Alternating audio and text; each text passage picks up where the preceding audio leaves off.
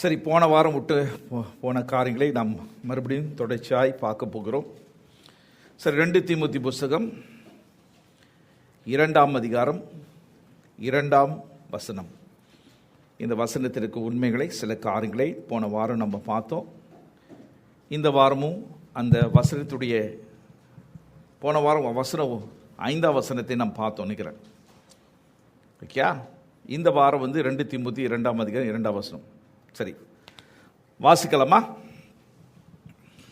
அநேக சாட்சிகளுக்கு முன்பாக நீ என்னிடத்தில் கேட்டவைகளை மற்றவர்களுக்கு போதிக்கத்தக்க உண்மையுள்ள மனுஷர்களிடத்தில் ஒப்புவி. நான் கவனமாய் கேளுங்க.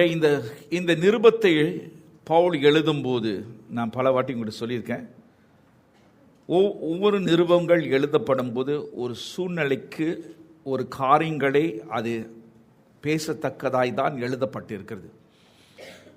2 தீமோத்தி புஸ்தகம் எழுதும் போது சபையிலே ஒரு பெரிய உபத்திரத்தின் மத்தியிலே சபை போய் கொண்டிருக்கு. நீரோ மன்னன் எழும்பி பல காரியங்களை சபையை குற்றச்சாட்டி ஒரு பெரிய போராட்டம் உபத்திரத்துக்குள்ளே சபை கடந்து போகும்போது சபையுடைய நிலை மாறியது. அப்படி என்றால் அநேகர் சபை விட்டு விலகி பின்மாற்றம் அடைந்து மறுதளித்து காட்டி கொடுத்து இப்படிப்பட்ட சூழ்நிலை மத்தியிலே தான் தீமோத்தி இருக்கிறார். அதை நம்ம விளங்கிக் கொள்ளணும். அந்த சூழ்நிலை மத்தியிலே தான் தன்னுடைய அப்போஸ்தலனாகிய பவுல் தன்னுடைய ஆவிக்குரிய தகப்பனிடத்திலே அவன் உதவி கேட்கும் போது அதன் மீத்தமாக இது எழுதப்பட்ட நிருபம் தான் இது. விளங்குது உங்களுக்கு? So it's a written in the midst of conflict. சரியா? அந்த மத்தியிலே பவுல் அவருக்கு ஆலோசனை கொடுக்கிறார். எப்படி நீர் இந்த சூழ்நிலை மத்தியிலே கடந்து வர வேண்டும். அதுக்கு முதலாக நம்ம பார்த்தோம் டிசைபிள்ஷிப் இன் ஹோம். அதுதான் நம்ம பார்த்தோம். அதை நாம் சரியாக செய்தோம் என்றால் உபத்திரத்தின் மத்தியில் என்ன நடக்காது? நம்முடைய பிள்ளைகள், நம்ம குடும்பத்தார் பின்மாற்றம் அடைய மாட்டார்கள். அப்படின்னா உலகத்துடைய காரியங்கள் நடக்கும்போது பின்மாற்றத்துக்குள்ளே வராதபடி குடும்பத்திலே சீஷத்துவத்தை நான் போன வாரம் பேசினேன். ஆனால் 2 தீமோத்தி புஸ்தகம் 2ஆம் அதிகாரத்திலே அவர் சபையிலே நடக்கிற சீஷத்துவத்தை பற்றி பேசுறாரு. அப்படின்னா வீட்டிலே மாத்திரம் சீஷத்துவம் நடக்கிற மாத்திரம் இல்ல, சபையிலும் சீஷத்துவம் நடக்க வேண்டும் என்று ஒரு உண்மையை சொல்கிறார். கவனமாக கேளுங்க. நான் சொன்னேன், இந்த காலகட்டம் ஒரு உபத்திர காலகட்டம். இந்த காலகட்டத்தில் அநேகர் மறுதளித்து வேதனை உண்டாக்கி பிரிந்து சபை வளர்ச்சி குன்றி போன நிலையிலே தான் தீமோத்தி இருக்கும்போது பவுல் முக்கியமாக அவனுக்கு சொல்ல வேண்டியது என்னென்றால் சீஷத்துவம். அப்படி என்றால் என்ன பார்க்கிறேன்னா, discipleship is a prevailing force in the midst of darker moment. அப்படி என்றால் சீஷத்துவம் ஒரு முக்கியமான காரியமாக இருக்கிறது. அது என்ன செய்யும் என்றால் சபையிலே அது சரியாக நிலைநாட்டணும் என்றால் வருகிற எதிர்நீச்சுகள், போராட்டங்கள், பல காரியம் நடக்கும் போது இந்த சீஷத்துவம் என்ன செய்யணும்? அவர்களுக்கு ஒரு வலிமை கொடுத்து அந்த வலிமையினால் என்ன செய்வார்கள் என்றால் அவர்கள் மேற்கொள்ள முடியும். பிரியமானவர்களே, நன்றாக நீங்கள் கேட்க வேண்டும். If you are not really involved in discipleship, நீங்கள் சீஷத்துவத்திலே நீங்கள் ஈடுபடாவிட்டால் அதனுடைய அர்த்தம் என்ன தெரியுமா? நீங்கள் அந்த நாட்களிலே நிற்க முடியாத ஒரு நிலையிலே நீங்கள் நிற்பீர்கள். அதுதான் இங்கே வலியுறுத்துறாரு. விளங்குதா உங்களுக்கு? அந்த 2ஆம் அதிகாரத்தில் என்ன வலியுறுத்துறாருன்னா, இப்படிப்பட்ட ஆட்களை பாரு. அதனால தான் நீ பார்த்தீங்கன்னா 2ஆம் அதிகாரத்தில் 20ஆம் வசனத்தில் சொல்றாரு, வீட்டில் 2 விதமான பாத்திரம் வரும். கனமான பாத்திரம், கனமில்லாத பாத்திரம். அதை பற்றி சொல்றாரு. எவன் ஒருவன் தன்னை சுத்திகரிக்கிறான். அப்படி என்றால் 2 தீமோத்தி 2ஆம் வசனத்தில் தொடர்ச்சியாய் சொல்கிறார். அப்படி என்றால் சீஷத்துவத்தை முக்கியத்துவம் கொடுத்து அதில் ஈடுபட்டு அவர்கள் தங்களை சுத்திகரிக்க அர்ப்பணம் செய்வர்கள் என்ன செய்வார்களா? தேவனுடைய கரத்தில் உபயமுள்ள பாத்திரமாக இருப்பார்களாம். நான் கவனமாக கேளுங்க. எந்த வட்டத்திலே சொல்லுகிறார்? இருளின் காலத்திலே. அதுதான் ஏசாயா தீர்க்கதரிசி புத்தகம், எழுந்து பிரகாசி உன் ஒளி வந்தது. அப்படித்தானே சொல்றாரு. 2ஆம் வசனத்திலே காரிருள் பூமியும் காரிருள் ஜனங்கள் உள்ளத்திலே தங்கும் ஒரு சூழ்நிலை வரும் என்று 2ஆம் வசனம் சொல்றாரு. 1ஆம் வசனத்தை எழும்பி பிரகாசிக்க சொல்றாரு. அப்ப என்ன பார்க்கிறோம் என்றால், எழும்பி பிரகாசிக்க வேண்டும் என்றால் சீஷத்துவத்தை நாம் அரவணைக்க வேண்டும். We must embrace discipleship and become a core of life.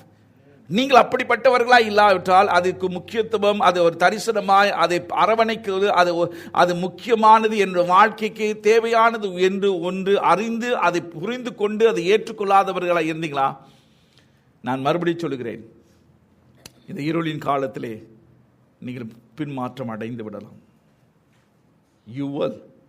என வேதம் தெளிவாய் சொல்லுகிறது. ஸோ சீசத்துவம் அதை தான் இங்கே சொல்றாரு.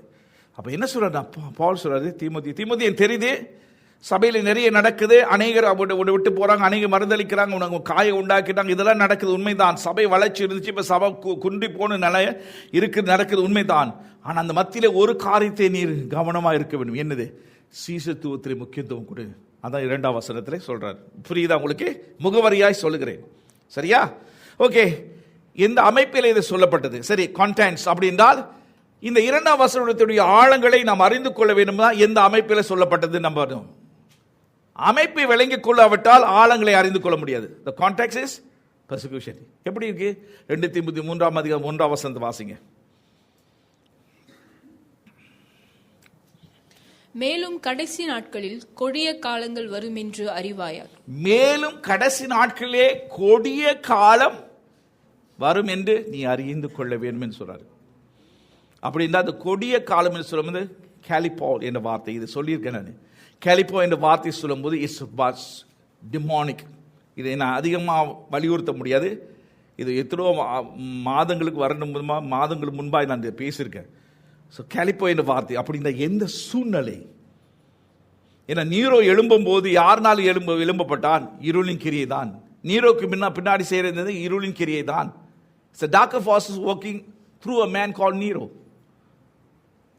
அதே மாதிரி நடக்க போகுது அந்தி கிறிஸ்து. It will works. புரியுதா உங்களுக்கு?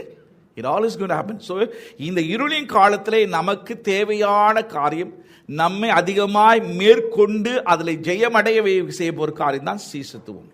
புரியுதா உங்களுக்கு? புரிச்சா? சரி, இப்போ இந்த வசனத்தை மறுபடியும் வாசிப்போம். நான் சில காரியங்களை உங்களுக்கு நிறைய உண்மைகளை இந்த வசனத்திலே நான் உங்களுக்கு நோண்டி எடுக்க போறேன். அநேக சாட்சிகளுக்கு முன்பாக நீ என்னிடத்தில் கேட்டவைகளை மற்றவர்களுக்கு போதிக்கத்தக்க உண்மையுள்ள மனுஷர்களிடத்தில் ஒப்புவி. சரி, இந்த வசனத்திலே 3 காரியங்களை நான் பார்க்கிறேன். I noticed 3 things. முதலாக the period, காலம். இரண்டாவது the passing on, மற்ற இடத்தில் கொடுப்பது. மூன்றாவதாக the progressions, படிப்படியாய் போவது. எத்தனை பேர் அதை பார்க்குறீங்க இந்த வசனத்தில்? பார்க்க முடியுதா உங்களால? Could you see what I see? இப்போ என்னுடைய வேலை என்ன தெரியுமா? நான் பார்த்ததை நீங்கள் பார்க்க முடியும். அதுதான் என்னுடைய வேலை. நான் பார்த்ததை நீங்கள் பார்த்தீங்கன்னா இருக்கும் அந்த உண்மைகளை நீங்கள் சுகந்தித்துக் கொள்ளலாம். சரி, முதலாக the period, இறந்த காலத்தை சொல்லுகிறார், நிகழ்காலத்தை சொல்லுகிறார், எதிர்காலத்தை சொல்லுகிறார். 3 விதமான காலங்களை வர்ணிக்கிறார் இந்த வசனத்திலே. இதை போக போக நான் காண்பிக்கிறேன். எத்தனை விளங்கு நான் சொல்லுது? Past, present and future. அடுத்த காரியம்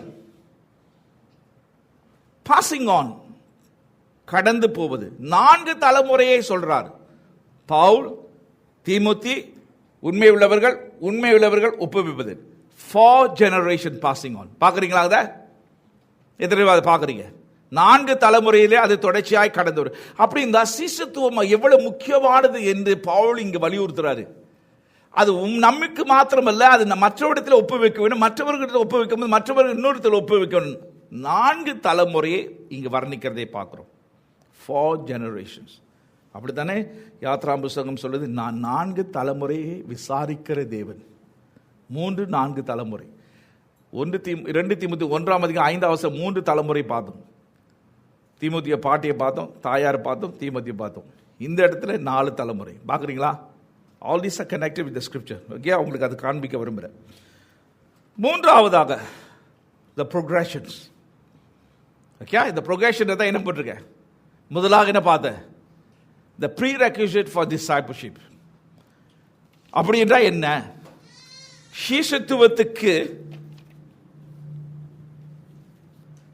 சீஷத்துவத்தை செய்ய வேண்டும் என்றால் முன்னால் நடக்க வேண்டிய காரியம் என்ன? அதுதான் ப்ரீ ரெக்யூசன் சொல்லுவாங்க. முன் நிபந்தனை, அதான் தமிழில் சொல்லுவாங்க முன் நிபந்தனை. அப்படின்னா இதை செய்யும் முன்பாக, இது நடக்கிற முன்பாக இதை நாம் செய்ய வேண்டும். முன் நிபந்தனை விளக்குற உங்களுக்கு ப்ரீ ரெக்யூசிட் ஃபார் டிசைபிள்ஷிப். இரண்டாவதாக the progress of discipleship. சீஷத்துவத்திலே ஒரு வழிமுறை இருக்கு, அதை சொல்றார். மூன்றாவதாக the product of discipleship, அந்த சீஷத்துவத்தின் மூலமாக வருகிற விளைவு, எந்த நிலைக்கு வருவோம், எந்த சூழ்நிலை வரும், அதுதான் அது காண்பிக்கிறார். இந்த ஒரே வசனத்தில் இந்த 3 காரியங்களை அவர் காண்பிக்கிறார். சரியா? அது ஒன்றொன்றாய் நாம் வரிசைப்படுத்துவோம். எத்தனை பேர் இது வரைக்கும் பின்தொடர்ந்து வரீங்க? புரியுதா உங்களுக்கு? நான் முகவரி தான் கொடுத்துக்கிறேன். சரியா? முதலாக நம்ம என்ன ப்ரீ ரெக்விசிட் ஃபார் டிசைபிள், முன் நிபந்தனை. அப்படின்னா சீஷத்துவத்துக்குள்ளே முன் நிபந்தனை உள்ள காரியங்கள் உண்டு. அப்படின்னா நான் சீஷத்துவத்தை ஈடுபட வேண்டுமா, மற்றவர்களை சீஷத்துவத்தை உருவாக்க வேண்டும் என்றால் அதுக்கு முன்பாக எனக்கு நேரிட வேண்டிய காரியங்கள் என்ன, முன் நிபந்தனையான காரியங்கள் என்ன, அதுதான் இங்க பேச போறேன். விளங்க உங்களுக்கு? அதுல முதல் பகுதியுடைய வசனத்தை நாம் பார்ப்போம். வாசிக்கலாமா? முதல் பகுதியை. அநேக சாட்சிகளுக்கு முன்பாக நீ என்னிடத்தில் கேட்டவைகளை. ஓகே, அநேக சாட்சிகளுக்கு முன்பாக நீ என்னிடத்திலே கேட்டவைகளை. கவனமா கேளுங்க. ஆங்கிலத்தில் சொல்றது the things which you have heard of me or from me in the presence of many witnesses. Okay, அப்படி என்றால் தீமோத்தி மற்றவர்களை சீஷத்துவத்தை நடக்க வேண்டும், உண்மை உள்ளவர்களுக்கு ஒப்பு கொடுக்க வேண்டும் என்றால் முதலாக அவன் பெற்றுக்கொண்ட காரியங்களை குறித்து பவுல் இங்கு வர்ணிக்கிறார். That means something in this past that has been done. அதான் இது இறந்த காலம். விளங்க உங்களுக்கு? It's a past. அப்படின்னா என்ன சொல்றாருன்னா என்னிடத்திலே கேட்டவைகள். அப்படின்னா தீமோத்தி பவுல் என்ன சொல்றாருன்னா, தீமோத்தி நீர் என்னிடத்திலே கேட்டவைகள். அப்படி என்றால் நான் உனக்கு அநேக காரியங்களை உனக்கு கொடுத்தேன். அநேக காரியங்களை கொடுத்தபடினால் அவைகள் உன் வாழ்க்கையிலே நான் அதை ஊற்றி கொடுத்தனால் அந்த காரியங்களை குறித்து நீ என்ன செய்யணும்? ஒப்பு வைக்கணும். அது புரியுதா உங்களுக்கு? எத்தனை புரியுது? நான் கவனமாக கேளுங்க. ஆங்கிலத்தில் ஒரு ஸ்டேட்மெண்ட் சொல்றேன். We cannot pass something which we don't possess. நம்மிடத்தில் இல்லாததை மற்றவரிடத்திலே கொடுக்க முடியாது. அப்படின்னா பவுல் தீமோத்தியிடத்திலே ஏதோ ஒரு காரியத்தை கொடுத்தபடினால் அந்த காரியங்களை அவன் என்ன செய்ய முடியும்? மற்றவரிடத்திலே கொடுக்க முடியும். அப்படி என்றால் என்னது? பவுல் தீமோத்தியுடைய வாழ்க்கையிலே தன்னுடைய வாழ்க்கையை கொட்டின காரியங்களை அவன் பெற்றுக்கொண்டபடினால் அவன் என்ன செய்தான்? மற்றவர்களை சீஷத்துவத்தை உருவாக்க தகுதி பெற்றான். எத்தனை விளங்குது? What Paul poured out his life in Timothy, and that was become his possession, and because of that he is able to qualify to disciple others. புரியுதா உங்களுக்கு? எத்தனை விளங்குது? நான் பெறாத காரியங்களை மற்றவர்கிட்ட கொடுக்க முடியாது. விளங்க உங்களுக்கு? அதுதான் இங்க பவுல் சொல்றாரு. சரியா? இந்த இடத்துல ஒரு வார்த்தைகளை எடுக்க போறேன். ஓகே, முதலாக ஆஃப் என்ற வார்த்தை, OF என்ற வார்த்தை.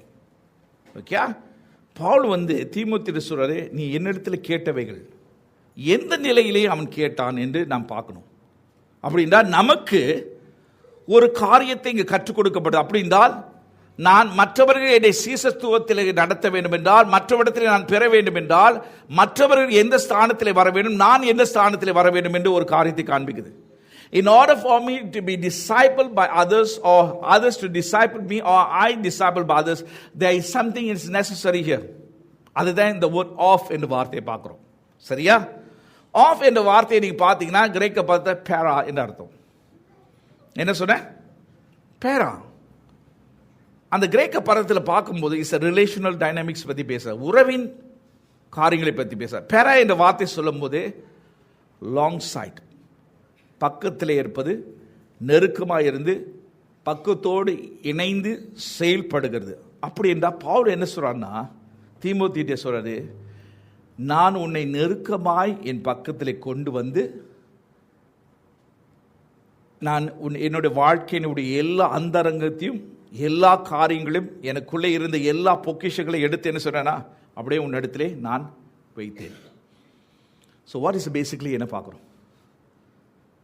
Discipleship is not basically a program. It's a relational.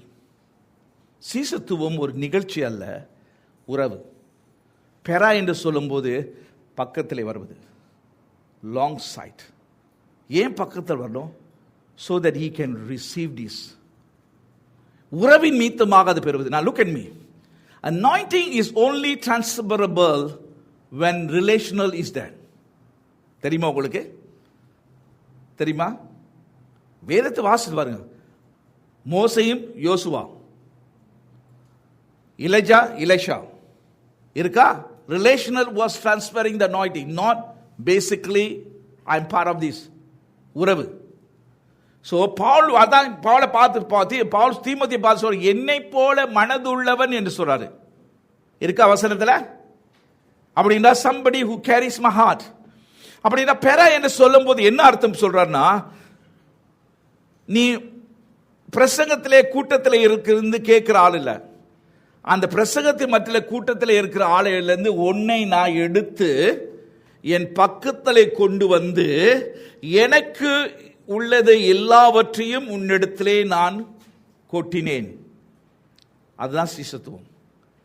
So what are we seeing here? Disciple is basically done in the context of relational. அப்படி இந்த சீசத்துவம் நடப்பது உறவினுடைய அடிப்படையில் தான் நடக்க முடியும். ஓகே வாங்க சிஸ்டர், உங்களை கூப்பிடுறேன், வாங்க வந்து பைபிள் ஸ்டடி செய்வோம். அது சீசத்துவம் இல்லை. That is not discipleship. புரியுதா உங்களுக்கு? எதிர் இறங்குது.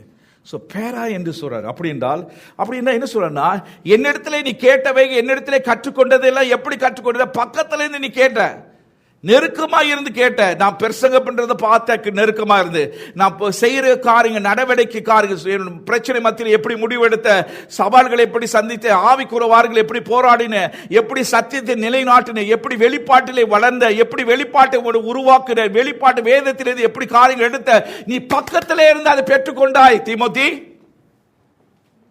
So that's why it can be transferred. புரியுதா உங்களுக்கு? புரிஞ்சுச்சா உங்களுக்கு? எத்தனை பேருக்கு? அனந்த பாருங்க, சில நேரத்தில் anointing doesn't comes easily. It's close relationship. புரியுதா? மோசைக்கு 70 மூப்பர்கள் இருந்தார்கள். அந்த 70 மூப்பர் மீது அந்த அபிஷேகம் வரல, ஒருவன் இடத்தில் தான். யாரு? யோசுவா. உறவு. எலிஜா யாரு? எலிஷா. உறவு. 13 வருஷம் relationship was able.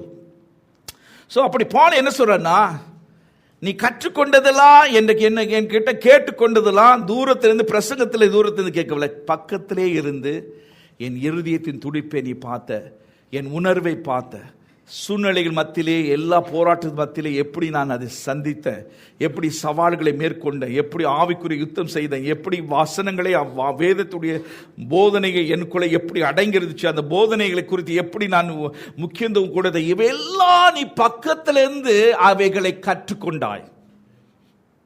It's not far near. புரியுதா உங்களுக்கு? முதலாக புரியுதா? ஸோ என்ன சொல்ல வரேன்னா, is in the context of relationship. அப்படின்னா பவுல் என்ன சொல்றாருன்னா, என்னோட வாழ்க்கையினுடைய எல்லா அந்தரங்கத்தை நீ அறிந்திருக்கப்பா, என்னோட பலவீனத்தை அறிந்திருக்கிறேன், என்னோட சவால்களை அறிந்திருக்கிறேன், என் போராட்டங்கள், எனக்கு எதிர்நீச்சலாய் வந்த ஒவ்வொரு காரியத்தை பக்கத்துல இருந்து நீ கவனித்துக் கொண்டு அதை உற்று பார்த்து, அதன் மூலமா நான் செய்கிற காரியங்கள், அதன் மூலமா எப்படி செய்கிற என் போதனையும் என்னுடைய வாழ்க்கையும் ஒன்று இணைந்ததாய் நீ இருக்கிறதை நீ பார்த்தாய், அது உற்று கேட்டாய், இதை கவனித்தாய், அதன் மீதமாக உன்னிடத்திலே நான் அதை கற்றுக் கொடுத்தேன். So discipleship is not a teaching here, it's a lifestyle. அப்போ பவுல் சொல்றாரு, அதுதான் இங்க வாசிப்போம். 2 தீமோத்தி 3:10 வாசிங்க. நீயோ என் போதகத்தையும் நடக்கையையும் நோக்கத்தையும். இத மெதுவா வாசிமா, வேகமா வேணாம். நீயோ நீயோ என் போதகத்தையும் என் போதகத்தை அப்படின்னா ஆங்கிலத்தில் வாசிப்போத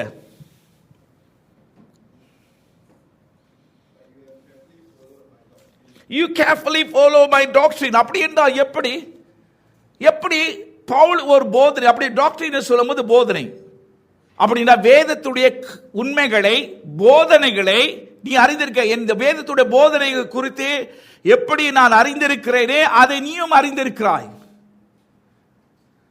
Now look at me. Doctrines build your belief systems. Your belief system is navigated by your behavior.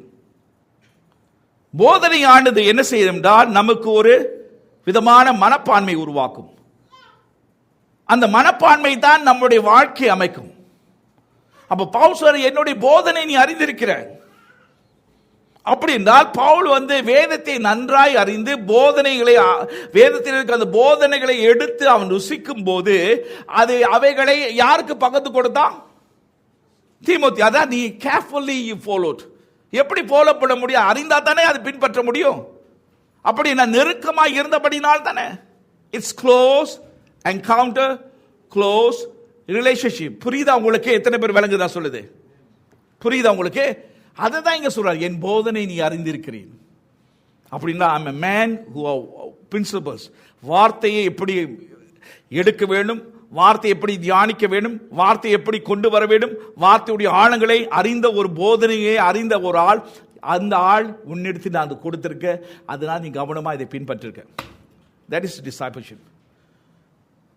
In the context of relationships, of discipleship, you must learn to impart doctrines. டாக்டரினா என்ன விளங்குதா? வேதத்தில் இருக்கும் போதனைகள். இந்த போதனைகளை நீங்கள் சரியாக அறிந்து கொள்ளாவிட்டால் மற்றவர்களை நீ கற்றுக் கொடுக்க முடியாது. சரியா? அடுத்து வாசிப்போம். அதே வசனத்தை அடுத்தது என்ன சொல்ற பாருங்க. நீயோ என் போதகத்தையும் நடக்கையையும். என் நடத்தை. அடுத்த ஆங்கிலத்தில் வாசிங்க.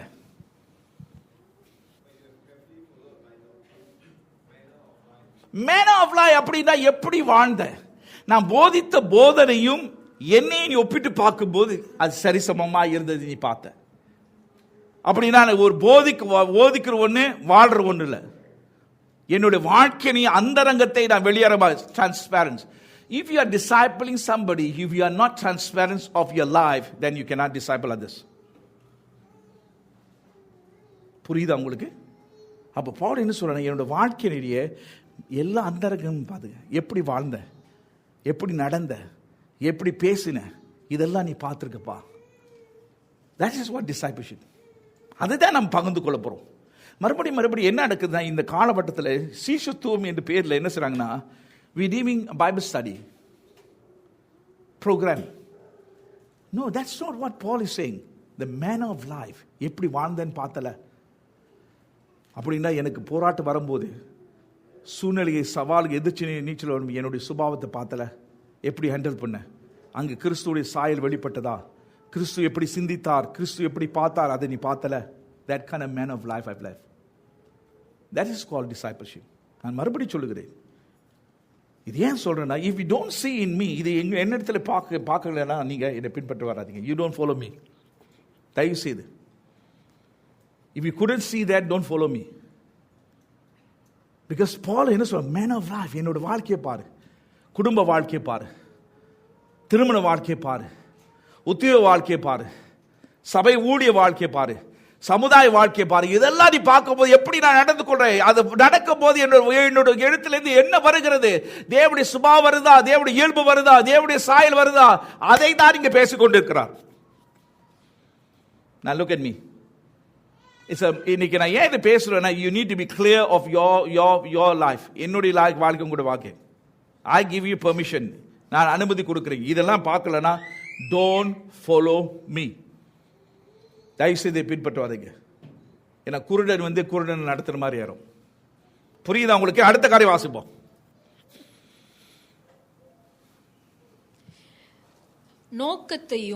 நோக்கத்தை purpose அப்படிதான் சொல்றாரு. அப்படின்னா பவுல் என்ன சொல்றாரு, என்ன நோக்கத்துக்காய் வாழ்ந்தவன் தெரியும்பா. எப்பொழுது உன்னை நான் என் அருகையிலே கொண்டு வந்து உன்னை நான் சீஷத்துவனா உருவாக்கும் போது என் நோக்கங்களை பார்த்து, வாட் இஸ் மை பர்பஸ், என் மூச்சு, என் நினைவுகள், என் நோக்கம், என் பார்வை, என் எல்லை எல்லாம் ஒரே ஒரு காரியத்தை தான் நோக்கி இருக்கு. If you are man and woman who are not living by purpose, you cannot disciple others because you cannot transfer purpose. அதுதான் இங்க பவுல் சொல்றாரு. என் நோக்கத்தை நீ அறிஞ்சிருக்க. அதனால பவுல் என்ன செய்றாரு, தீமோத்திட்ட அந்த பேட்டனை பாஸ் பண்ண முடியுது. அதான் என்னை போல் மனது உள்ளவன் ஒருவன் இருந்தான் சொல்றாரு. புரியுதா உங்களுக்கு? சோ அப்படி என்றால் போதனை மாத்திரமல்ல, வாழ்கிற வாழ்க்கை மாத்திரமல்ல, நோக்கம். எதுக்காக வாழ்ற? தேவ ராஜ்யத்துக்காக வாழ்றியா? Is your life resembling to live for the kingdom of God? ஒருவரை மாத்திரம் மகிமைப்படுத்தும்படி வாழ்றியா? If that is not life, then you cannot follow, you cannot able to transfer that. புரியுதா உங்களுக்கு? அடுத்த காரியம், விசுவாசத்தையும். என் விசுவாசத்தை பாத்தியா? என்னுடைய விசுவாசத்துக்கு பல சவால் வந்தது, பல எதிர்நீச்சல் வந்தது. அது மத்தியிலே விசுவாச நிலை நின்று விசுவாசத்தை காத்துக்கொண்டு அதனால 2 தீமோத்தி புத்தகத்தை என்ன சொல்ற, விசுவாசத்தை நான் காத்து கொண்டேன். I kept my faith. அப்போ பவுல் என்ன சொல்றன்னா, என்னுடைய விசுவாசத்துக்கு சேதம் அடையும்படி பல சூழ்நிலை நேரிட்டதப்பா. என் பக்கத்திலே இருந்த அந்த விசுவாசத்தை எப்படி பாதுகாத்து கொண்ட, அந்த விசுவாசத்தில் எப்படி உறுதியா இருந்த, என் விசுவாசத்தினால் என்னென்ன காரியங்களை செய்தேன். தேவ மகிமையின் மூலமா விசுவாசம் தான் வெளிப்பட்டது, அற்புதம் விசுவாசம் தான் வெளிப்பட்டது. By faith everything was released. Can people see your faith and my faith? என்னோடு நீ நடக்கும்போது எனக்குள்ள இவருக்கு விசுவாசத்தை பார்க்குற, விசுவாச அகலம். couldn't see, then follow, don't follow. I give you a green light. அடுத்த காரியம், நீடிய சாந்தத்தையும். நீடிய சாந்தம், லாங் சஃபரிங். அப்படி என்றால் என்ன அர்த்தம் தெரியுமா? உபத்திரத்து மத்தியில. அப்படி என்றால் பவுலுக்கு விரோதமா எத்தனோ பேர் எழும்பினார்கள்.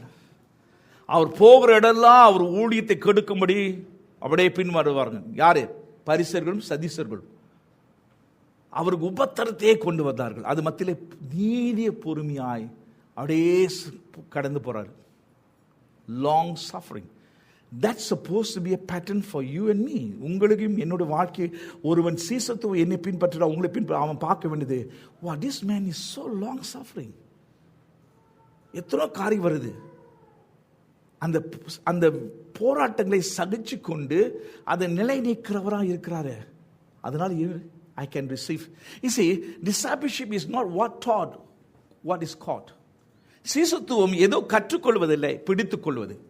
இங்க பிடித்துக் கொள்வது தான் பேசுறாரு. That's the reality of life. பால் எத்தனை விதமா சந்திச்சா, கல்லடி, சொல்லடி, சவுக்கடி, எல்லா விதமான உபத்திரமும். அந்த மத்தியிலே பொறுமையாய் இருந்து அதை சகிச்சு கொண்டான். அதை தான் பவுல் சொல்றாரு. அதை பாத்தியாப்பா? அங்க இருக்கும்போது did you caught this? அதை பார்த்தல, அதை பார்த்தனா அதுக்கு உனக்குள்ளே அது வந்திருக்கும். சரியாக அதை ஜீர்ணிச்சிருந்தா, சரியாக அதை பெற்றுக்கொண்டிருந்தா அது என்ன செய்யும், உனக்குள்ளே வந்திருக்கும். விளங்குதா உங்களுக்கு? அடுத்த காரியம், அன்பையும். அன்பை. அப்படின்னா Paul is not a man of word, man of actions. He loved. அன்பினுடைய பிரதிநிதியாய் வாழ்ந்தான். அலெக்சாண்டர் என்று ஒரு மனிதன் அவனுக்கு கேடி செய்தான். அவன் என்ன சொல்றான்? தேவனுடைய கரத்தில் ஒப்பு கொடுத்துட்டப்பா. Love was resembling. அப்படின்னா எத்தனோ விதத்தில் ஊழியத்திலே அவனுக்கு குற்றச்சாட்டுதல், மறுதளிப்பு, இதெல்லாம் நடந்து கூட அவர்களை மன்னித்து அவர்கள் நேசிப்பது தான் கிறிஸ்துவுடைய அன்பு. என்னுடைய நேசத்தை பார்த்தியாப்பான்னு கேட்கிறார். Can people see the love? தேவனுடைய நேசத்தை உங்களுக்குள்ளே எனக்குள்ளே அவருக்கு பார்த்து அவருக்கு பின்தொடர்ந்து முடியுமா? இல்லாவிட்டால் they cannot follow. அடுத்து பொறுமையையும். பொறுமை அப்படின்னா என்ன அர்த்தம்? ஹிப்போ முனஸ் அப்படி என்றால் தாக்கு பிடிப்பது, ஸ்டேயிங் பவர். அப்படின்னா என்னது? அவன் அழைப்புக்கு ஏதுவாய் பல சேதங்கள் வந்துச்சு, அந்த அழைப்பில் நிலைத்திருக்கான். ஸ்டே. வலது பக்கம் இடது பக்கம் சாயாதபடி அதே தான் staying power. These are things that people want to be caught. இதை தான் ஜனங்கள் பிடிக்க விரும்புகிறார்கள். That must be seen inside you. அதை தான் டிபாசிட் பண்ண முடியும். அதுதான் உங்களுக்கு யூ கேன் ட்ரான்ஸ்ஃபர். புரியுதா உங்களுக்கு? எத்தனை விளங்குது? இதை குறித்து நான் நிறைய ஸ்டடி, ஒவ்வொரு வார்த்தை எடுத்து நிறைய விதத்தில் ஸ்பெண்ட் டைம் பண்ணலாம். நான் வந்து சுருக்கமாக சொல்லிட்டு போகிறேன். ஓகே, அடுத்த காரியம்.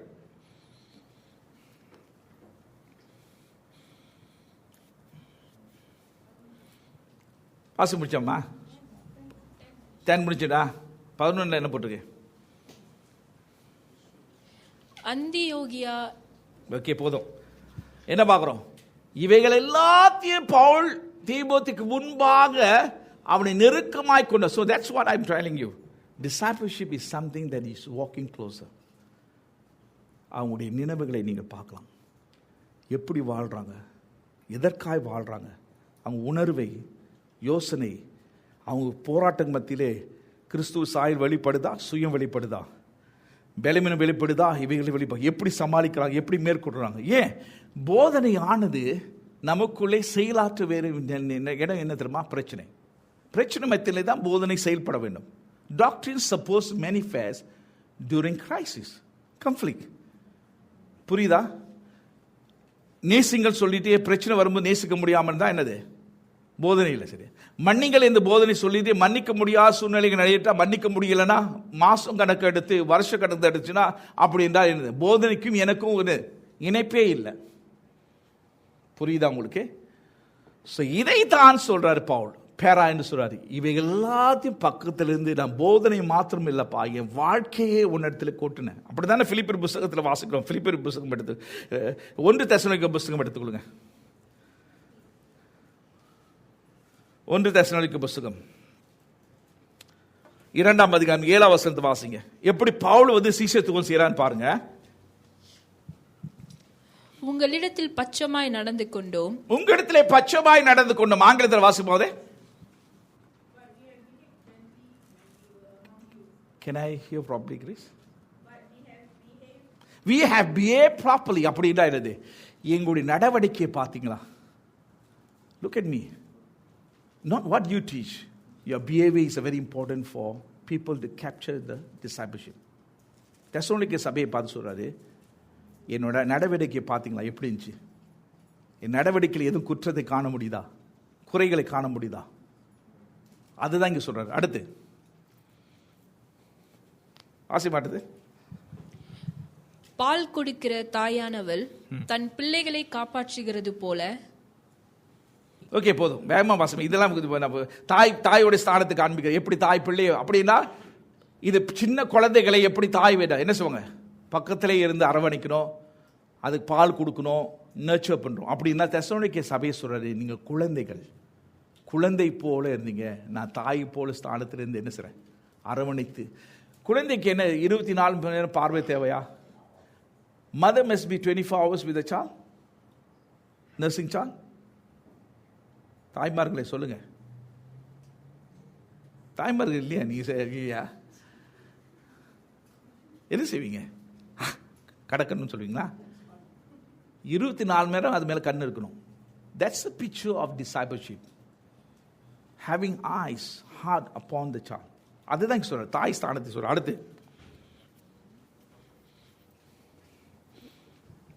நாங்கள் உங்கள் மேல் வாஞ்சியாயிருந்து தேவனுடைய சுவிசேஷத்தை உங்களுக்கு கொடுத்ததும் அல்லாமல் நீங்கள் எங்களுக்கு பிரியமானவர்களானபடியினாலே எங்கள் ஜீவனையும் உங்களுக்கு ஜீவனையே கொடுத்தோம். அப்படின்னா transfer life, that is called discipleship. ஜீவனை கொடுத்தோம். சரியா? இன்னும் தொடர்ந்து அதில் வாசிக்கலாம், நிறைய காரியம் இருக்கு. சரி, மறுபடியும் 2 தீமோத்தேயு 2ஆம் அதிகாரம் போயிருவோம். 2ஆம் வசனம் என்ன பார்க்குறோம்? பேரா என்ற வார்த்தை ஆஃப். யூ ஹர்ட் ஆஃப் என்று சொல்லும்போது that's what means close relationship. நெருக்கமான உறவிலே, நெருக்கமான நிலையிலிருந்து நீ என்னிடத்திலிருந்து பிடித்து கொண்ட காரியங்களை, கற்றுக்கொண்ட காரியங்களை, நான் உனக்குள்ளே கொட்டின காரியங்கள், உனக்குள்ளே வைத்த காரியங்கள், அதுதான் இங்கே சொல்றாரு. விளங்குதா உங்களுக்கு? I think that's a picture of a real discipleship. Actually சபையிலே பார்த்தீங்கன்னா இது வந்து ரொம்ப குறைவு. ஞாயிற்றுக்கிழமை வருவோம், அவ்வளோதான். வெள்ளிக்கிழமை பார்ப்போம், புதன்கிழமை பார்ப்போம், அதோட வேற இல்லை. யாராவது என்னோட தனிப்பட்ட வாழ்க்கையை பார்க்க முடியுமா உங்களால்? குடும்பத்தில் எப்படி நடக்குன்னு பார்ப்பீங்களா? மேரியோட எப்படி இப்போ நடக்கிறேன், பிள்ளைங்களோடு நடக்க, you cannot see because why? It closed. அந்தரங்கமாக இருக்கு. டிசைபிள்ஷிப் சொல்லும்போது எல்லா வாழ்க்கையும் அப்படியே வெளியரங்கமாக இருக்கணும். நான் உங்களுக்கு அனுமதி கொடுக்க, you can test all my life. உங்களை ஏமாற்ற விரும்பல. I don't cheat you. ஏன்? அதான் உண்மையான சீசத்துவம். You can examine every part of my life. See எப்படி இருக்கேன்னு. Then you couldn't find Jesus, don't follow. பின்பற்றாத. Find a man who modeled that. I'm boldly telling you. விளங்க உங்களுக்கு. ஸோ அதுதான் இந்த அமைப்பு. ஸோ என்ன சொல்றான்னா, everything that you receive, everything that you caught, எதையெல்லாம் நீ பெற்றுக்கொண்டா, எதெல்லாம் நீ பிடித்துக் கொண்டா, எவைகளாக வைத்தோ, அது நெருக்கமான உறவின் நிலையிலே நடந்தது. The context of you catching and grooming and preparing and impartation all happened based on relationship. Hello? புரியுதா உங்களுக்கு? Do you understand? புரியுதா? ஸோ அதுதான் உண்மையான சிசுத்துவம். If you are discipling somebody, you must. அப்படி என்றால் இந்த மாதிரி நிலையில ஒரு ஆணும் பெண்ணும் சீச செய்ய முடியாது. இப்போ நான் அடுத்து யாரோ உதாரணம் கொடுக்க, மேரியை உதாரணம் கொடுக்குறேன். Can I disciple? இந்த வசனத்தை படி பார்த்தா செய்ய முடியுமா? மனைவி, இப்போ மனைவி அது வேற. இப்போ மனைவி இல்லாமல் இருந்தாங்கன்னா அது செய்ய முடியுமா? நான் ஏன்? That's why man to man, woman to woman discipleship. புரியுதா உங்களுக்கு? அது விளங்குதா? எப்போ அது ஓவர் போர்டாக போனால் அங்கே தான் என்ன இருக்குது, நிறைய தவறுகள் நடந்து என்னுடைய வாழ்க்கையில் பார்த்துட்டேன், நிறைய இடத்துல பார்த்துட்டேன். when they overboard men to women, முடிஞ்சது. ஓகேயா? ஸோ இதுதான் டிசைபிள்ஷிப் உடைய ஒரு பேராமீட்டர். என்னது? Man to man, woman to woman. என்னது? Transparent life. Transparent what I feel, என்னுடைய பலவீனங்கள், என்னுடைய சவால், போராட்டங்கள், என்னுடைய போதனை, இவையெல்லாம் நெருக்கமாய் அங்குதான் அபிஷேகம் வரும். You rub with the man that walk in this anointing, you will receive. Robbing என்ன செய்யுது? நெருக்கமாக நடந்ததானே ராபிங் பண்ண முடியும். நெருக்கமாக நடக்க ராபிங் முடியாது. அதான் நீ பாருங்க, நிறைய சபையில் பாருங்க, அந்த ஊழியக்கார, பிரபலமான ஊழியக்கார அபிஷேகம் நிரப்பாங்க, under them will never able to receive the anointing. ஏன் தெரியுமா? ராபிங் இல்லை. ராபிங் இல்லை. சரியா விளங்க உங்களுக்கு? புரியுதா அது? ஸோ அப்படி என்ன பார்க்குறோம், என்ன காரியத்தை பார்த்தோம்? இப்போ நான் உங்களுக்கு நான் சீசஸ் சொன்ன, I must be transparent of my life. I must be open about my family, my struggle, எல்லா பற்றியும் நீங்கள் பார்க்க முடியும். என்னோட போதனையை பார்க்க முடியும், என் அன்பை பார்க்கணும். இது எல்லாத்தையும் பற்றியும் தான் என்னது பார்க்கும்போது அதை காட் பண்ணுறோம். புரியுதா உங்களுக்கு? புரிஞ்சா? அதுதான் இங்கே பவுல் இறந்த காலத்தை சொல்கிறார். This is a past time. இது புரியுதா? விளங்குதா? அதான் இறந்த காலம். அதான் அந்த முதல் பகுதி, ப்ரீ ரெக்விசிட். அப்படிதான் பவுல் என்ன சொல்றார்? நீ சீசத்துவத்துக்கு மற்றவர்களை உண்மை உள்ளவருக்கு நீ கொடுக்கிற முன்பாக நீ என்கிட்ட பெற்றுக்கொண்டதை நான் உனக்கு சொல்ல விரும்புகிறேன். அப்படின்னா there is a prerequisite had happened in your life. புரியுதா உங்களுக்கு?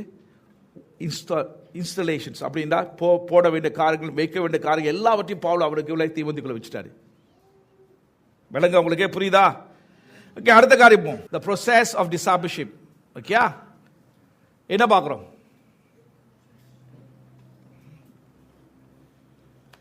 ஓகே, இந்த காரியத்தை நம்ம அடுத்த பகுதியோட வசனத்தை பார்ப்போம். 2 தீமோத்தேயு 2 வசனத்தை வாசிங்க.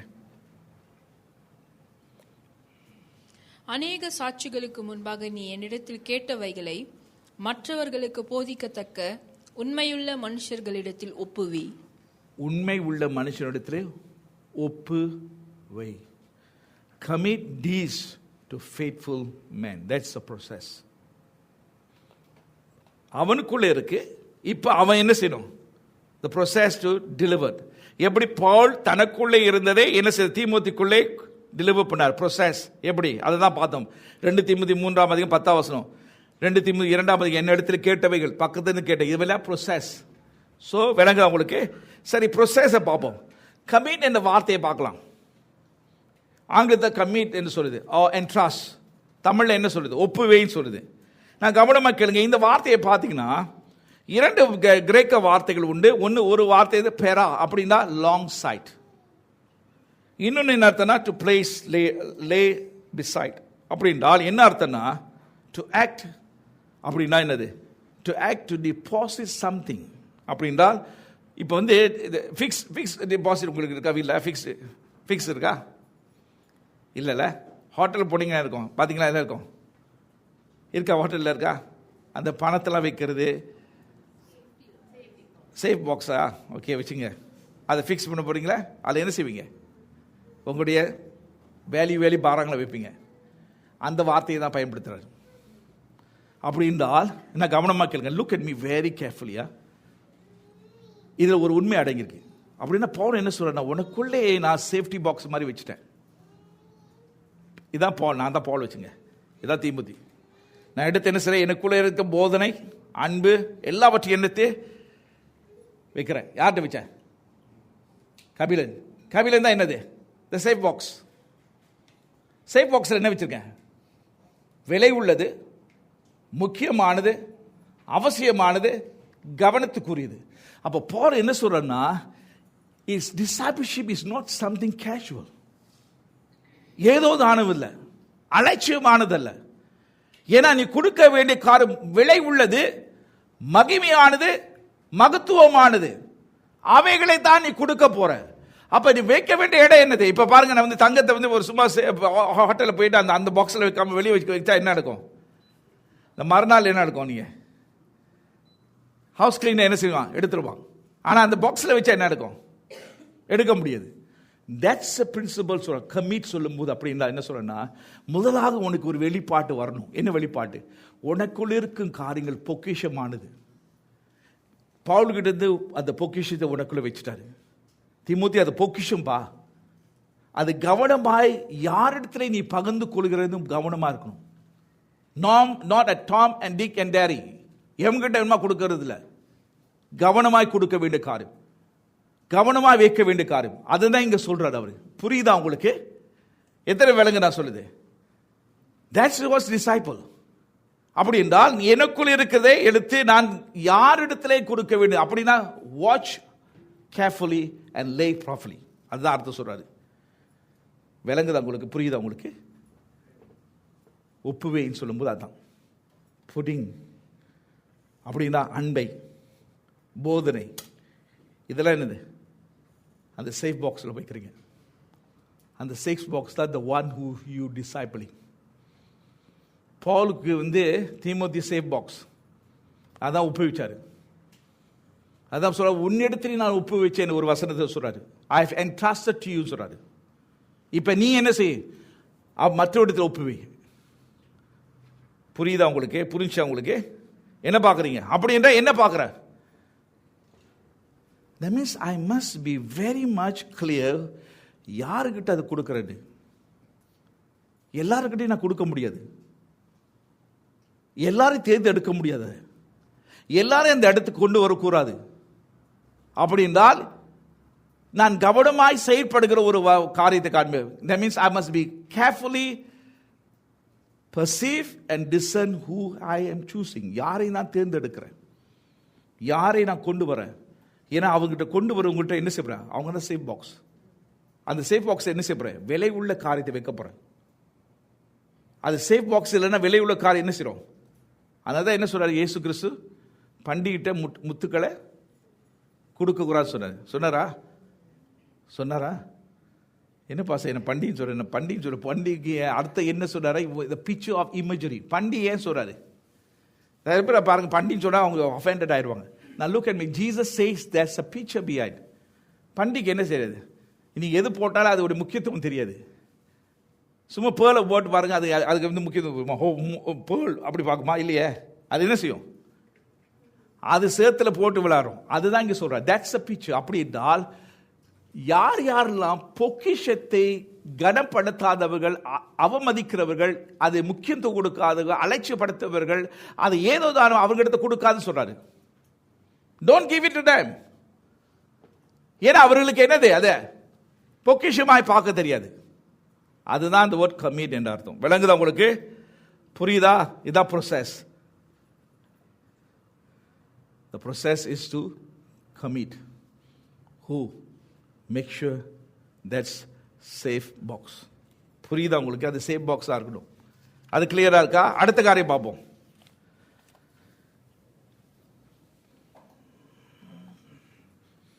அதே வசனத்தை வாசிங்க.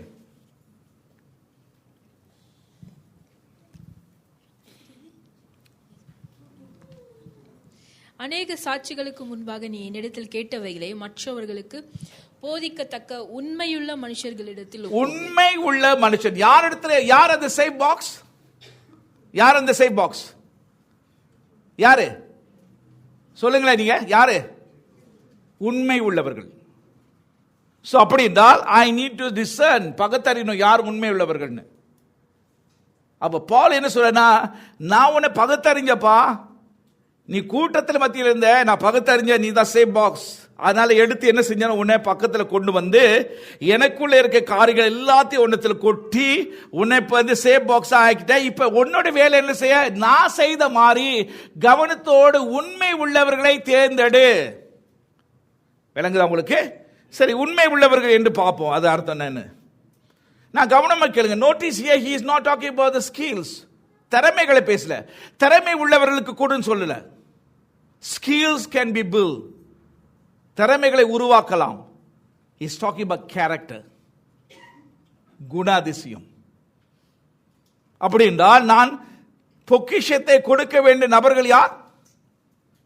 குணாதிசயம் உடையவர்களா இருக்கணும். என்ன குணாதிசயம்? உண்மை உள்ளவர்கள். அப்படின்னா என்ன அர்த்தம்? someone who's worth of the faith. அப்படின்னா விசுவாசத்துக்கு ஏதுவாய் நிலைத்திருக்கிறவர்கள். that is called faithful. இரண்டாவது, வாக்குறுதிகளை நிறைவேற்று, keeping the promise. மூன்றாவது, applying the word of God. வசனத்திலே செயல்படுகிறவர்கள், அவர்தான் உண்மை உள்ளவர்கள். அப்ப பவுல் என்ன சொல்றான்னா, உண்மை உள்ள மனிதர்கள் தான் அந்த சேஃப் டிபாசிட் பா. நான் எப்படி உன்னை சேஃப் டிபாசிட் தேர்ந்தெடுத்து பக்கத்தில் கொடுத்தனோ அதே மாதிரி நீ என்ன செய்யணும், உண்மை உள்ளவர்களை பக்கத்தில் கொண்டு வரணும். Safe deposit. அவர்கள் உண்மை உள்ளவர்களா பாரு. they must be proven. அவர்கள் நிரூபிச்சு காணணும். அப்படின்னா they must be continuity. அப்படின்னா faithful என்று சொல்லும்போது consistent, தொடர்ச்சியாக. அப்படி என்றால் they always consistent in their walk. தேவனுடைய வாழ்க்கை நடப்பது, செயலாற்றுவது. அப்படின்னா அப்ஸ் அண்ட் டவுன்ல இமோஷனல் ஆகி அப்படியே சில பேர் பாருங்க, இமோஷனல் ஐ டோன்ட் வாண்ட் மினிஸ்ட்ரிலா, ஐ டோன்ட் வாண்ட் தட்லா, யூ டோன்ட் கிவ் மீ பிரேக்லா, அப்படி இப்படின்னு சொல்லுவாங்க. These are not faithful person. ஏன் தெரியுமா? அந்த ஊழியத்தை கொடுத்தவர் யாரு? Because they thinking the ministry was given by the pastor. முட்டாள்தனமான பார்வை. ஊழியத்தை கொடுத்தவர் தேவன். So you are just throwing away. That means that's unfaithful. வழங்குதா உங்களுக்கு? உண்மை உள்ளவர்களை போய் தேர்ந்தெடுத்து சொல்ற. அப்படின்னா இப்ப பாருங்க, நல்லா யோசித்து பாருங்க. பவுல் தீமோத்தேயோட இருந்தவர்கள் நிறைய பேர் உண்மை உள்ளவர்களா இருந்த மாதிரி இருந்துச்சு. ஆனா என்னது, பிரச்சனை வந்த பிறகு, சூழ்நிலை வந்த பிறகு எல்லாம் நழுவி போயிட்டாங்க. So Paul என்ன சொல்றான்னா, the problem is not people, Timothy. The problem is choosing right man. என்ன சொன்னாரு? பிரச்சனை ஜனங்கள் அல்ல, நீ சரியான ஆட்களை தேர்ந்தெடுப்பதுதான் பிரச்சனை. விளங்குதா? புரியுதா உங்களுக்கு? சேஃப் பாக்ஸை தேர்ந்தெடு, நிரூபிச்சு காணும். விசுவாச வாழ்க்கையில் அவர்கள் நிரூபிச்சு காணும். உறுதியா நிற்கணும். கர்த்தருடைய ஊழியத்தில் உறுதியா இருக்கணும். என்ன வந்தாலும் சரி, எது வந்தாலும் சரி, தங்களை திடமாற்றக்கூட, காம்ப்ரமைஸ் பண்ணக்கூட, ஸ்லைட் பேக் பண்ணக்கூட, இப்படிப்பட்டவங்க இருந்தாங்களா தயவு செய்து கொடுக்காத. Why? They cannot. புரியுதா உங்களுக்கு? What a demand of the word of God. இது வசனம் எதிர்பார்க்குதா? நான் இல்ல. That's a demand of the word of God. ஏனென்றா கடைசியிலே இயேசு இடத்தில் கேட்பது என்னது?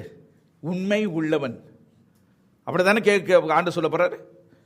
சோ அதுதான் இங்கே பவுல் அளவுகோல் வைக்கிறாரு. அப்படின்னா என்ன சொல்ற? Is a reliable man, woman. trustworthy, நம்பிக்கைக்கு பாத்திரவன். டிபெண்டன்ட், அவனை நீ சாய்ந்திருக்கலாம். அப்படி என்னதான் ஊழியத்தை சிகரமாய் செய்வார். என்ன வந்தாலும் சரி, யார் வராலும் சரி, யார் வரலாலும் சரி, அவருக்கு தொடர்ச்சியா செய்வாங்க. கேட்கும்போது ரொம்ப சங்கடமா இருக்கல. வசனம் நம்ம ஆறுதலும் படுத்தும், அது நம்ம சரிப்படுத்தும். நான் சொல்ல, இது வசனம் தான் சொல்லுது. புரியுதா உங்களுக்கு? புரியுதா? So it's a safe deposit.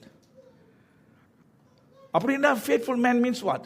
available man. அப்படின்னா எல்லா நேரத்துக்கும் ஆயத்தமா இருக்காங்க, 24 hours. faithful man என்ன அர்த்தம்? teachable man. அப்படின்னா கண்டிப்பு வரும்போது நல்ல ஆவியோடு பெறுவது. கண்டிக்கும் போது உள்ளுக்கு சுனைச்சுக்கிட்டு முணுமுணுத்துக்கிட்டு ஜஸ்டிஃபை பண்றது, கேள்வி கேட்கறது, that's not teachable spirit. நான் சொல்ல, வேதம் சொல்லுது. teachable spirit, I don't understand but I just go through the process. That's called faithful. So Paul என்ன சொல்றான்னா, கற்றுக்கொள்கிற மனப்பான்மை. teachable people பாரு, teachable spirit கா பாரு. when correction time எப்படி ரியாக்ட் பண்றாங்க பாரு. when you rebuke them, how they, இயேசு கிறிஸ்து கண்டிச்சாரா? இயேசு கிறிஸ்து கண்டிச்சாரா சீசர்ல? foolish சொன்னார், மடையன்னு சொன்னாரு. சொன்னாரா? எவ்வளவு நாள் உங்களோடு இருக்க வேண்டும்? யாராவது அதுல 12 பேர் வேதனையாயிட்டு ஆண்டவரே அப்படி சொன்னாங்களா? He said Jesus is training them how to have heart that can able to accept offense. கண்டிப்பை ஏற்றுக்கொள்கிற மனப்பான்மை. That's called teachable spirit. அப்ப பவுல் சொல்றாரு, ஏன் தெரியுமா நீ சரியான ஆட்களை தேர்ந்தெடுக்கல? இந்த பிரச்சனை வரும்போது எல்லாம் உனக்கு காலவாரி விட்டு உனக்கு வேதனை காயத்தை கொடுத்தா ஏன் தெரியுமா? நீ சரியான ஆட்களை தெரிஞ்ச. இதெல்லாம் நீ சோதிச்சிருக்கணும். அப்படின்னா அவன் கற்றுக்கொள்கிற மனப்பான்மையா இருக்கிறானா? அவனை கண்டிக்கும் போது செய்வானா? அவனை டிசிப்ளின் பண்ணி உட்கார வச்சான செய்வானா? இதை அவன் கடந்து போவானா? ப்ரொசஸ் பண்ணுவானா? இதெல்லாம் செய்வானா? ஹலோ ஹலோ பாஸ்டர், நீங்க பேசுறீங்க, நான் discipline வந்திருக்கேனே. That time Pastor Josh told me, sit down. I accept that. There's a time என்ன விட்டு காட்டி இருக்காரு. I accept that because என்னது எனக்கு offense இல்லை. ஏன் தெரியுமா? Is a father rebuking the son. அப்படிதான் சொல்றது எபிரேய புத்தகத்துல இருக்கா? எபிரேய புத்தகத்துல என்ன சொல்லுது? தகப்பன் கண்டிப்பது போல நான் கண்டிக்கிறேன். So teachable spirit வரும். Not argument, not justifying, fighting against. நீங்க செய்தது சரி என்றால் don't worry, God will justify. தேவன் அதை உறுதிப்படுத்துவார். You don't fight for your right. அது teachable spirit இல்ல. Let God fight. If you are right, God will fight. புரியுதா உங்களுக்கு? But learns to be teachable. Jesus was a teachable spirit. இதுதான் இங்க சொல்றாரு. அப்படின்னா உண்மை உள்ளவன் சொல்லும்போது இந்த கோரிக்கை, அப்ப பாஸ்டர் இந்த கோரிக்கை சொல்லும்போது அந்த பட்டையெழுத்து இல்லையே பாஸ்டர் அப்படி சொல்றீங்களா? அந்த கோரிக்கை பார்க்கும்போது உங்களுடைய நிலையில நான் இருந்தேன் என்ன சொல்றா, அதை சவாலை எடுத்து அந்த நிலைக்கு நான் வருவேன். I will come back to that place. இதுதான் வேதம் சொல்லுதுன்னா இந்த கோரிக்கைக்குள்ள என்னோட வாழ்க்கை எப்படி நடத்த வேண்டும் நான் அது சவாலா எடுப்பேன். புரியுதா உங்களுக்கு? That's a process. என்ன பார்க்கிறோம்? உண்மை உள்ளவரிடத்திலே அதை என்ன செய்யணும்? ஒப்புவை. இப்படிப்பட்டவர்கள் ஒப்பு வைக்கும் போது என்ன நடக்கும்? சரியான காரியம் நடக்கும். சரியா? புரியுதா உங்களுக்கு? சோ process பார்த்துட்டோம். அடுத்து என்ன பார்த்தோம்? The product of discipleship. Okay, அடுத்து இப்படிப்பட்டவர்களை நீ ஒப்பு கொடுக்கும் போது அவர்கள் என்ன நடக்கும் பாருங்க. அடுத்து அந்த வசனத்தை வாசிக்க. நீயும் இயேசு கிறிஸ்துவுக்கு நல்ல போர் சேவகனாய் தீங்கு அனுபவி. அந்த வசனம் 2 தீமோத்தேயு 2ஆம் அதிகாரம் 2ஆம் வசனம். அநேக சாட்சிகளுக்கு முன்பாக நீ என்னிடத்தில் கேட்டவைகளை மற்றவர்களுக்கு போதிக்கத்தக்க உண்மையுள்ள மனுஷர்களிடத்தில் ஒப்புவி. Okay, able to teach. அதை பார்த்தீங்களா? நான் கவனமாக கேளுங்க. இந்த வேர்ட் able என்று சொல்லும்போது நம்ம எப்போ என்ன பார்ப்போம்? ஸ்கில்ஸ். அப்படிதானே பார்ப்போம். உண்மையா இல்லையா? தமிழ்ல என்ன வருதுமா? ஏபல் என்ற வார்த்தை போதிக்கத்தக்கது. ஏபல் என்ற வார்த்தை சொல்லும் போது it's not talk about skills, திறமைகள் இல்லை, குவாலிட்டி. ஏன் அப்படி சொல்றேன்னா கிரேக்க பதத்தில் அதோடைய அர்த்தம் என்ன தெரியுமா? Let me explain what is the Greek word able now. Sufficient. அப்படின்னா என்ன அர்த்தம்? To reach a place where you become sufficient for the task. அந்த உத்தரவாதத்துக்கு அடைபடி ஒரு நிலையிலே நீ வருவது. ஸோ பாருங்க, பவுல் தெளிவாய் சொல்றாரு. முதல்ல உண்மை உள்ளவனத்தை ஒப்புவி. எப்படி ஒப்புவிக்கணும் சொல்றாரு, யாரத்தில் ஒப்புவிக்கணும் சொல்றாரு. அடுத்து என்ன சொல், மூன்றாவது ஏபிள் மேன் அப்படின்னா they come to reach to a place where they are fit for that task. அப்படின்னா அவர்கள் அந்த நிலையை, முதிர்ச்சியான நிலையை, அந்த போதுமான நிலையை அடைஞ்ச பிறகு அவர்களுக்கு கூட. புரியுதா உங்களுக்கு? So the Greek word is meant to attain, to reach an adequacy or reach to a standard. அப்படின்னா ஒரு நிலைக்குள்ளே வருது. Now look at me. That's a byproduct. அப்படின்னா இப்போ நான் ஒரு ஆளை கபிலனை உருவாக்குறேன், என்னிடத்து எல்லாத்தையும் கொடுக்குறேன். கொடுத்த பிறகு என்ன செய்ற, உண்மை உள்ளவனா இது கொடுக்குறேன். ஆனால் கொடுத்ததை என்ன செய்தது, கொடுத்த காரியங்களிலே கபிலன் அந்த நிலைக்கு வரான். He come to a place of that stand or certain stages. அந்த கட்டத்துக்கு வரும்போது தான் என்ன சொல்ற, able man சொல்றாரு. So now look at me again. The Bible is not talking about your skills. திறமைகள் அல்ல, திறமைகளை கற்றுக்கொள்ளலாம். Again, the word sufficient means போதுமானது நிலை. இப்போ உதாரணமாக நீங்கள் ஒரு வேலைக்கு போகிறீங்க, ஓகே, உங்களை ஒரு சூப்பர்வைஸருடைய நிலையில் கொண்டு வர போகிறாங்க. அந்த இன்டர்வியூ போகிறீங்க. அங்கே சூப்பர்வைஸ் போகும்போது உங்களுடைய என்ன பார்ப்பாங்க, உங்களுடைய கம்பெனியுடைய அனுபவத்தை பார்க்குறாங்க. நீங்கள் சூப்பர்வைசர் ஸ்கில்ல செஞ்சுருக்கீங்களா, எத்தனை வருஷம் செஞ்சுருக்கீங்க, எப்படி செஞ்சீங்க, எல்லாத்தையும் உங்களுடைய எல்லாம் பார்க்குறாங்க. ஏன் why they sing? ஏன் அதை பார்க்குறாங்க சொல்லுங்களேன், ஏன் why? able, அவனால் இந்த காரியத்தை செய்ய முடியுமா, அந்த நிலைக்குள்ள இருக்கிறாரா பார்க்கறது. So that's the word of Bible. அப்படின்றால் இப்போ மற்றவங்க உங்களிடத்தில் இதை கொட்டுறாங்க, அந்த கொட்டின காரியம் உங்களுக்குள்ள உருவாகி அது நிலையாக வரும்போது தான் you are coming to a place of able. புரியுதா உங்களுக்கு? புரியுதா? Listen very carefully. நான் மறுபடியும் சொல்றேன், listen what the Spirit is saying. If you are not able man, God cannot entrust you. Again ஆண்டவர் என்ன பார்க்கறாரு தெரியுமா இந்த இடத்துல? Your positions of your heart. இருதயத்தை ஸ்தானத்தை பார்க்கற, எப்படி ப்ரோசஸ் பண்ற, கற்றுக் கொடுத்தது எப்படி செயல்படுற. பவுலுடைய அன்பை பார்க்கும்போது எப்படி அன்பிலே நேசிக்கிறான், எப்படி மன்னிக்கிற தன்மை, எப்படி போதனை, இதெல்லாம் எப்படி செயல்படுகிறது ஒரு பக்குவத்தை அடைந்த பிறகுதான் ஏன் அவர்களிடத்தை தான் போதிக்க கற்றுக் கொடுப்பது. Able to teach. டீச் என்ற வார்த்தை சொல்லும் போது என்ன தெரியுமா, மற்றவர் கற்றுக் கொடுக்கிறது. எத்தனை பேர் டீச்சரா விரும்புறீங்க? டீச்சரா விரும்புறீங்க எத்தனை பேர்? அது கூட பயம். Do you know the greatest judgment is for teacher? யாக்கோபு புத்தகத்தில் வாசிங்க. அதனால பவுல் சொல்றாரு able man.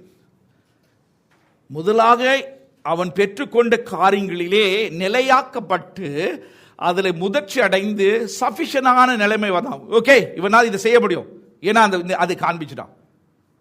So able to teach. புரியுதா உங்களுக்கு? So that's the word able in அர்த்தம். பாருங்க, பைபிள் பாருங்க, இஸ் டிமாண்ட். இது எங்க என்னத்தை பார்க்குறோம்? What is the Bible demand? Bible எதை பார்க்குது? Not your skills, your quality of internal life.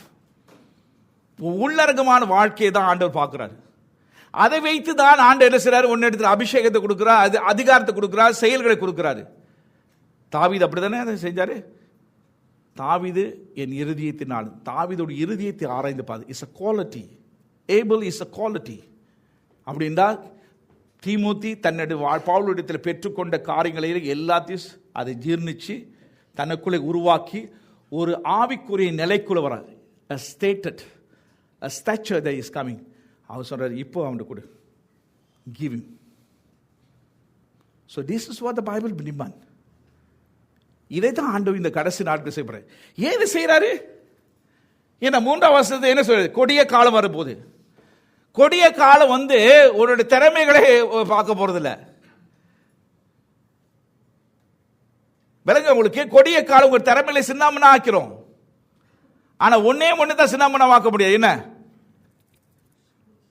உள்ளுக்கு இருந்த காரியத்தை. It cannot break. அதை தான் இங்க சொல்றாரு. Skills can learn, but inside, able man, a man that come to a place of sufficiency, ஒரு நிலைக்கு வந்து எல்லாவற்றையும் ஜீர்ணித்து ருசித்து அது செயலாற்றி அது தன்னுடைய வாழ்க்கையில் கொண்டு வந்து அப்படி செயல்படுறானோ, ஓகே, அவன்கிட்ட கூட அவனால் செய்ய முடியும். So based on what? Again, Bible is very simple. என்ன பார்க்குறீங்க? இந்த இடத்துல ஏபிள் மேன் சொல்லும்போது என்னது? Applications of the word of God. அவ்வளோதான். It's not how much you know the word. ஆண்டவர் வசனத்தை எவ்வளவு உன்னால் பிரசங்கம் பண்ண முடியும், எவ்வளவு மனப்பாடம் பண்ணும், அதை பற்றி பேசவில்லை. ஒரு நாள் எவ்வளோ பாட்டு நடத்த முடியும் பேச முடியல. ஒரு நாள் எவ்வளோ அசுத்த ஆவி வரட்டும்னு அதை பற்றி பேசலை. ஒரு நாள் எவ்வளோ வரங்களை செயல்படுறதை பற்றி பேசலை. Able man, because you are giving life. எதை உனக்குள்ளே நீ உருவாக்குகிறையோ அந்த கிறிஸ்துவை தான் மற்றவர்கிட்ட நீ கொடுக்குற. பவுலுக்கு இருந்த அந்த கிறிஸ்துவை உருவாக்குன கிறிஸ்துவை அவன் என்ன செய்யறான்? தீமோத்தி கொடுக்குறான். தீமோத்தி கிட்ட உருவாக்குன கிறிஸ்துவை உண்மை உள்ளவர்களுக்கு ஒப்பு கொடுக்கணும்னு சொல்றாரு. ஸோ என்ன பார்க்குறோம்? என்ன பார்க்குறீங்க? இதுதான் சீசத்துவம். This is what discipleship is all about. இது எந்த அமைப்பில் சொல்றாரு? கடைசி நாட்கள். Now look at me, my brothers and sisters. Okay, எத்தனை பேர் பீட்டர் குமார் தெரியும் உங்களுக்கு? பீட்டர் குமார் தெரியுமா உங்களுக்கு? அவர் நம்ம சேர்ச்சுக்கு வந்தார். Is one of the prominent prophet. Prominent prophet. Okay, 2010 வந்தார். யார்? பாஸ்டர் ரெஜினால் நமக்கு இன்ட்ரடியூஸ் பண்ணிட்டாரு. ஞாபகம் இருக்கா உங்களுக்கு? ஞாபகம் இருக்கா உங்களுக்கு? அவர் வந்து ஒரு காரியத்தை சொல்றார். என்ன சொன்னார்னா, people are saying that I'm crazy man, but I want to tell you it's another pandemic is coming. என்ன சொன்னாரு? இன்னொரு கிருமியான வரப்போகுது சொல்றாரு.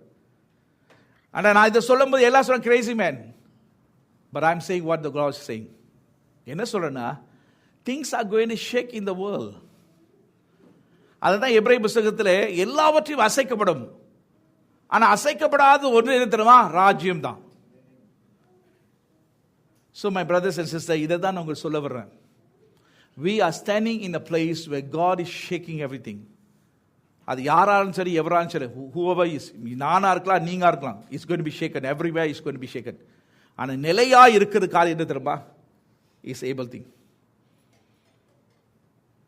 அதுதான்.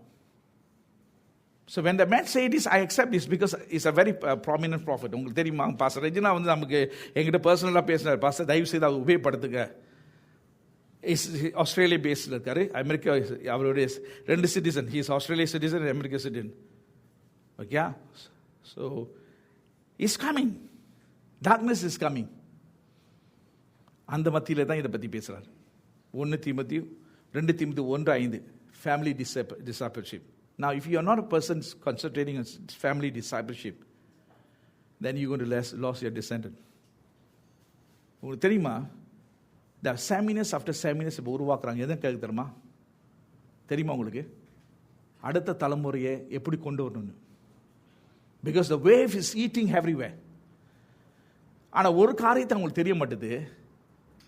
They are create a seminar to generate the second generation, but that seminar is supposed to happen at home. வீட்டில் நடக்கணும். It all pass on at home. So if you are not doing this, இதை நீங்கள் செய்யாவிட்டால் இப்போ மறுபடி உங்களிடத்தில் நான் தாழ்மையோடு கேட்டுக்கொள்வேன். Focus how to disciple your family. இது உங்களுடைய கரசனையாக மாறணும். I want to help you out. and அதான் செய்ய போகிறேன். How to disciple my family. என் பிள்ளைகளை எப்படி உருவாக்க, என் பேர பிள்ளைகளை எப்படி உருவாக்க. It's your life.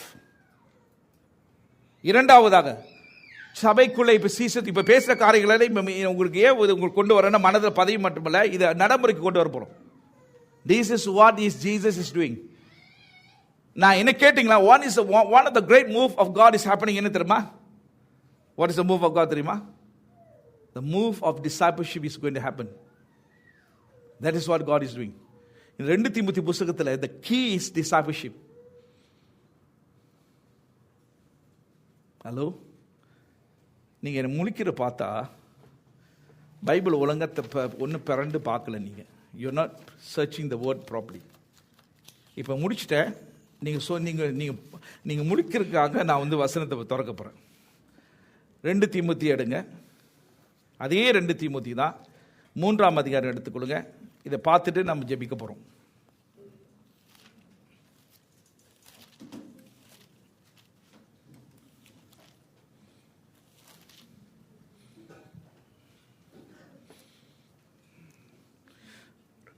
ரெண்டு தீமோத்தேயு 3ஆம் அதிகாரம் 1ஆம் வசனத்திலே கொடிய காலத்தை பத்தி பேசுறாரு, உண்மைதானே?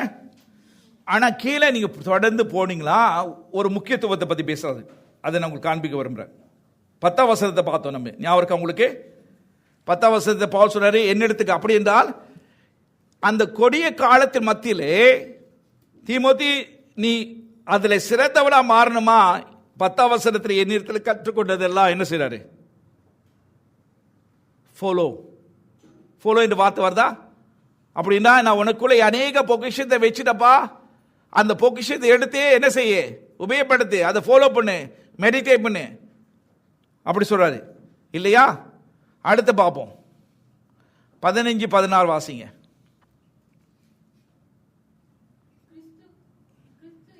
பற்றும் விசுவாசத்தினாலே உன்னை ரட்சிப்புக்கேற்ற ஞானம் உள்ளவனாக்கத்தக்க பரிசுத்த வேத எழுத்துக்களை நீ சிறு வயது முதல் அறிந்தவன் என்றும் நிப்பாட்டுங்க. என்ன பாத்தீங்க? சோ டிசைபிள்ஷிப் எங்க ஆரம்பிச்சிச்சு? பவுல் என்ன சொல்றாரு? சிறு வயதிலிருந்து இந்த வேத காரியத்தை கற்றுக்கொண்டு. ஆங்கிலத்தை அதை வாசிங்க.